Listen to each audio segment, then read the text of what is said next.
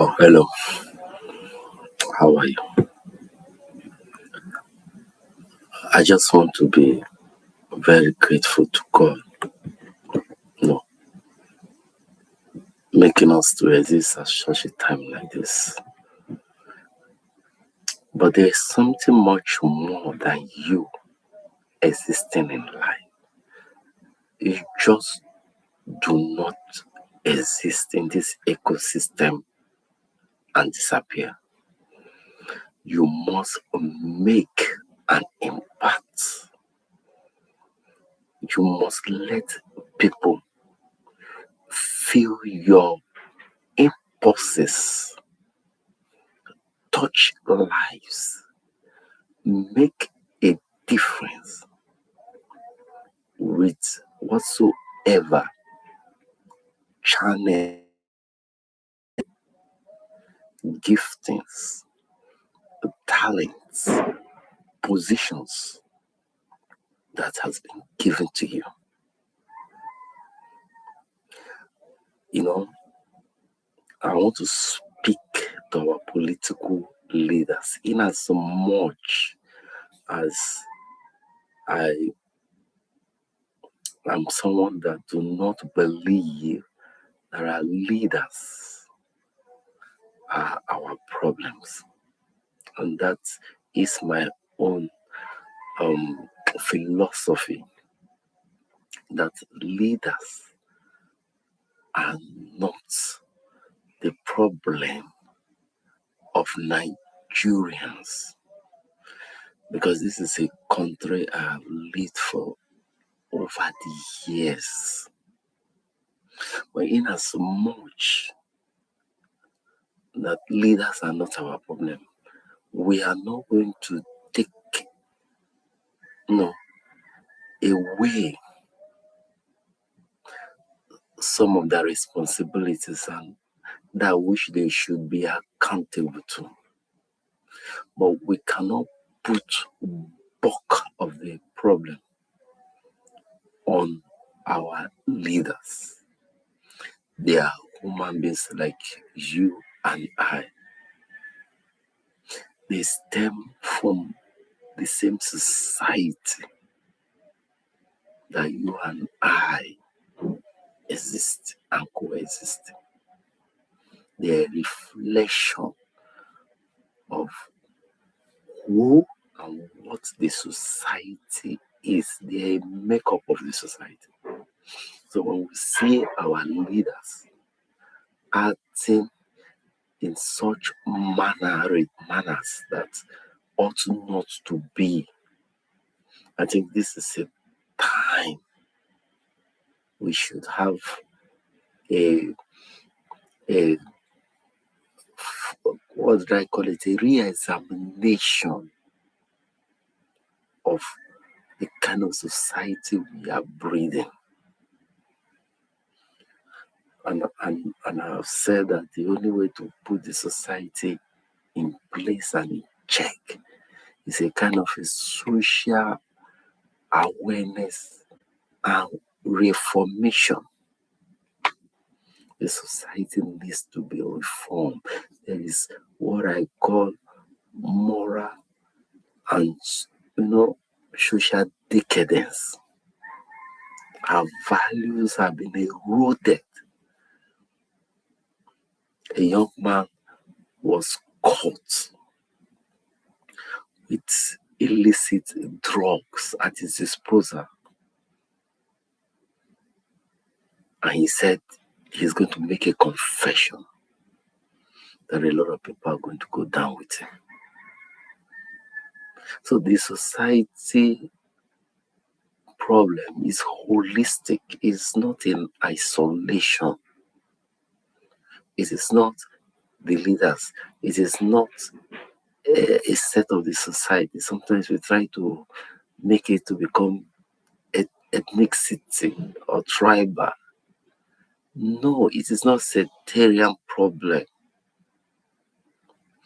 It is holistic.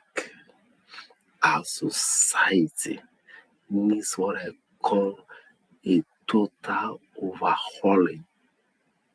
There should be the social awareness and reformation. Our society needs to have the requisite knowledge of what a kind of a social awareness of what value is and the kind of value we should adopt. Patriotism and others. So we need the Ministry of Information to be able to start doing a grassroots work on how to imbibe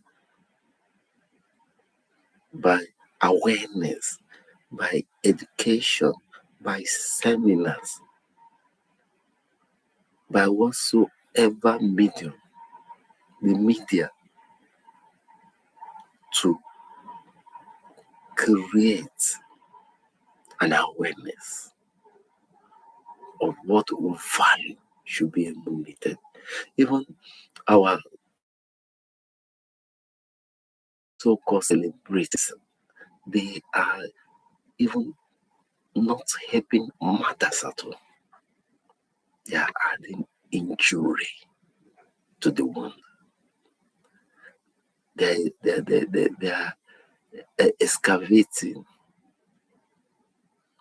the whole issue. They are bringing up more and more in depth of the the the the, the, the things that we should not as a society be. So we need a total overhauling, social awareness, and a reformation campaign. Then our society will start getting better. Thank God for the Osun State's gubernatorial election, how it went well. Because one, God was on the side of Governor Adeleke. Then two, the goodwill of the people. And I'm not going to use this as a case study for 2027 because a lot of national assets and arsenals were deployed just for one state. What about if it happens for the 36 states with the same assets and arsenals and personnel be appropriated proportionally? So we just 15,000 policemen were just deployed for one state. How many policemen do we have? I just believe that INEC will have to work very hard. I don't know how they are going to do it. Or we can save ourselves a lot of stress by educating the public on values, information, social awareness, just like the way it happened in Osun State. Osun State had that opportunity and chance to have somebody like Davido who was able to create that platform where the people were informed, they become aware of what is good and what is bad, and that they should not sell their birthrights, so that at the end of the day they will eat crumbs from the master's table.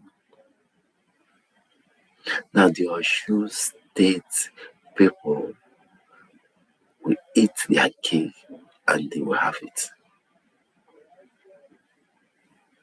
And that is what actually I wanted to talk about today. I want to talk about impact. Impacts. Yeah, if you have ascended to the throne, what next? Because I know that our political leaders, the quest for power, influence, is a do or die affair. Yes, it's a do or die affair. But even though you have gotten to that power, I'm not just limiting it to political leaders. I'm also extending it to social media influencers, celebrities, the elites, and those that on the strata of on the social strata are, you know, you have people they look onto. You have attained a level in life and a position in life like the Obas, but not necessarily those who are traditional rulers or political leaders, but there are people who have influence on, on people. So this is God gift platform to you. What do you do about it? I want to talk about a present situation that bothers me so much, and that is Lagos State. The governor of Lagos State, until now, has not done anything concerning the Agbero, the Alayes, the street boys, the so-called what else do they call them? They call them tax collectors. They call them National Transport Union. These are hoodlums on the streets of Lagos State. And Lagos has no these people have made Lagos to become a terrible place. And yet the governor of Lagos State have done nothing. These so-called Agbero Alaye boys that goes about, they become gatekeepers of Lagos State. They are on every bus stops extorting in the name of tax collection and remittance that they've been assigned by the local government or state governments. I don't care and I don't want to know. The way they go about doing this infringe on human rights. And I've said this many times. If His Excellency, the Governor of Lagos State, Governor Soyolu, will one day go out with his children, if his children are in Nigeria anyway, and assess most parts of Lagos in his convoy or entourage and look through the window, probably with his children, and see how these Agberos, how these Alaye boys, how these touts and hooligans embarrass harass citizens of Lagosian daily, and yet the governor is sitting on the throne and doing nothing. What it means is that the Lagosians, the citizens, the populace, the people that voted you in, the way they live their life does not matter to you. Because these same people are the people that voted and put you in power. And I'm going to give some examples of how it has been corrected in other states. And I don't know why it should not be corrected in Lagos State. Governor Ben Yad, Professor, former Governor Ben Yade of Cross River State, he stopped, disallowed those touts, those hoodlums, those alaye boys who in the name of the state extort citizens of the state. For some of us, we have seen scenarios. I have seen it many times where you see an elderly woman, probably she's not on pension, trying to survive, selling just mere, I don't know, just sweets and bitter cola, hawking it around. Even another typical example is the kule, the people that carry these private people that carry trucks to pack debts. Now they confront them. The one that had my pity so much was I saw an elderly woman on the road selling sweets, bitter cola, alligator pepper, things that I wonder how they survive. These are mere Nigerians. And you see these touts, hooligans, confront this elderly woman, insist that she should pay her street stars, or I don't know what they call it.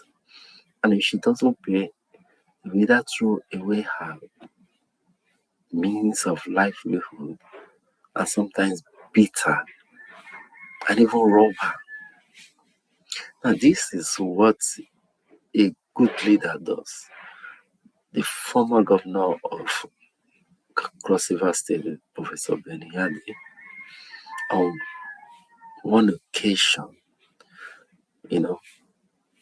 was able to bring up this scenario, this particular scenario I'm talking about, and now made a declaration to stop these touts, agberos, hooligans who make nuisance of the states, to stop harassing citizens of the state. In fact, he banned them.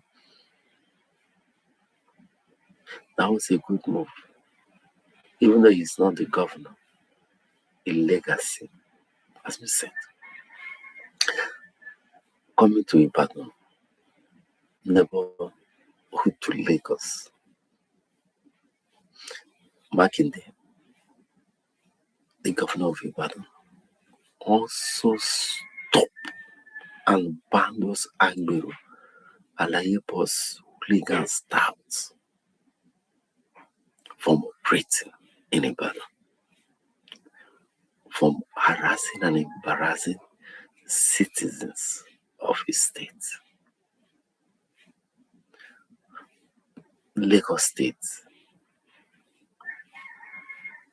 the IGI, the internal generated income in Lagos is far above every other state. So I don't know.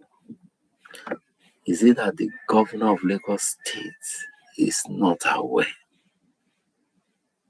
But I know he's aware because he moves on the streets of Lagos.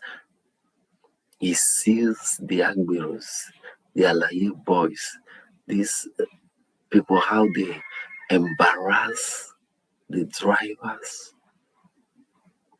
how they insult passengers. They have formed a clique and an occult. This has led to the emergence of rivalry occults, the Aye, the Eye, and all sorts of occult rivalries. And we are aware of this. On many occasions, they have there has been rivalries that they shoot, maim, and kill each other. And this is what I expected the governor to have done. Then I said, impact is when you leave a footprint in the sand of times so that others will follow. Impact is when you meet people and you upgrade and make their life better than you met them. Impact is setting a legacy that transcends time after time. Impact is when you put a mark in the heart and the memory of people for a remembrance. Impact is when you occupy a position or you come to a platform and you harness it, you use it to improve the environment and the lives of people. My dear Governor of Lagos State, His Excellency, Governor Sanyo-Olu, your time of exit is around the corner. I want to put it to you. What I consider impact is when the mere Nigerians, the average Nigerians, those that are, at the grassroots, when what I believe to be governance is when from the top, governance trickles down below